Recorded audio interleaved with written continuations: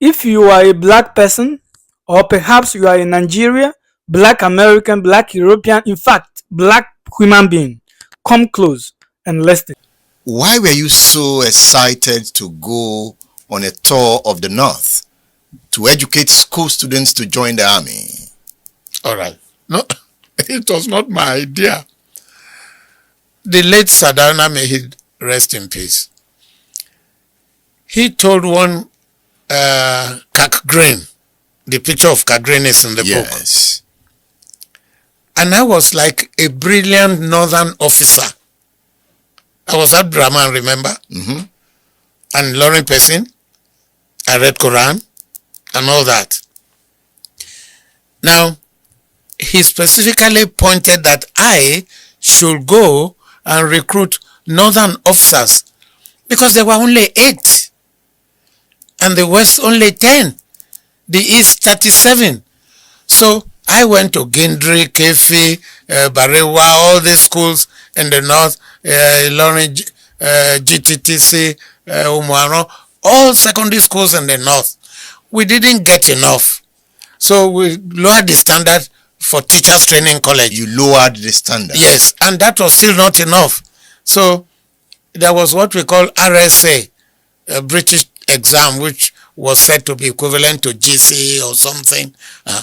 Anybody that passed that was also recruited because nobody in the North wanted to join the army.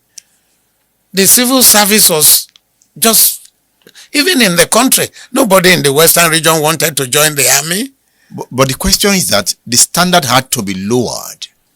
To be able to get enough. To be able to get enough. Yes. At that point, we began to destroy society. If you say so, but they ended up being brilliant officers. Babangida was part of that group. All those that joined the army in 1961, Babangida, Buhari, Gumel, Abdusalam, Abacha, all those that joined the army in 1961 from the North were part of that program. They ended up ruining the country. No. What I'm saying is that these were brilliant officers eventually. Brilliant people who transformed a country potentially great to a poverty-stricken land. IBB was Nigeria's head of state. Abacha was head of state. Buhari was head of state. Abdul Salam was head of state. Is this the Nigeria of your dream? No. Here is the point. I understand what you are trying to say. But there was a system in the country called feudalism. In feudalism, the elders were, okay, let me give myself as an example of feudalism. In Ilorin, where I was born, after the death of my father, my mother brought me back. You couldn't bring a Godwin or Godin back to her family place in Ilorin. So I was still a Brahman, right?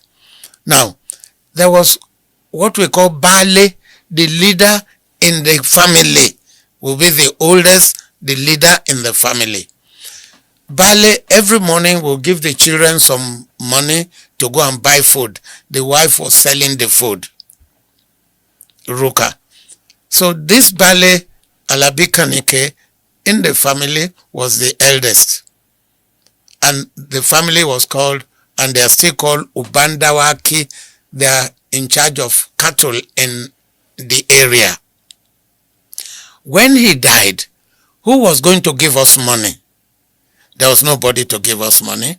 I was just a young boy of 5 or 6. And I stayed at the junction. My mother was not around.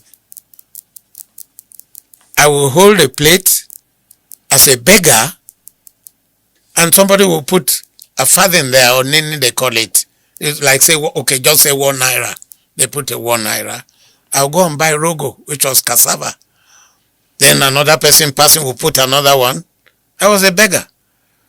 And then I'll go and buy granite. I still like eating granite till today. I'll go and buy granite. That was breakfast, lunch, and dinner. Now, I'm taking you on a journey now. Watch. Those elders, those that were older than myself, who were like 10, 15, who used to get money from this one and couldn't get money.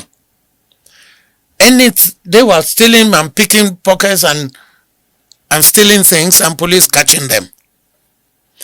At that time, if any of them would be told, I give you 1,000 naira or whatever the coin at the time, which was pounds and shillings. If I give you £1, go kill that man. It is feudalism that caused the unrest in the country till today. And we can blame the leadership of the North for that, right? It is the leadership. Was Obasanjo not leader in the country? But was he a feudalist? Oh, well, what did he do to change feudalism? Did he change feudalism? That was how Awolowo lost election, because he said he will change, first of all, he will change feudalism. 2, he will probe the army. The army was going to hand over to him. Obasanjo did not want that, so he hated Awolowo for that reason. You said in your book, yes, on page 21, okay, that by October 1st, 1960, there were 57 Nigerian officers, of whom the North had only 8. You have mentioned that? Yes. The East had 37. Yes. And the West had 10. Yes. How come the East had 37? What happened? In the days of the British, they had not started the idea of northwest, south, north. At that time, you were the brilliant person in the country, and they recruited you because you joined the army. And every school in the north, all secondary schools, as a matter of fact, in the east and the north, had cadets. Umahia Government College had cadet section in the school. So these British had these people, the students, as cadets. And those of them that wanted to join the army, they pushed them to the army. So the selection was based on merit? Well, based on merit and your love for it, because in the north there was so much to do.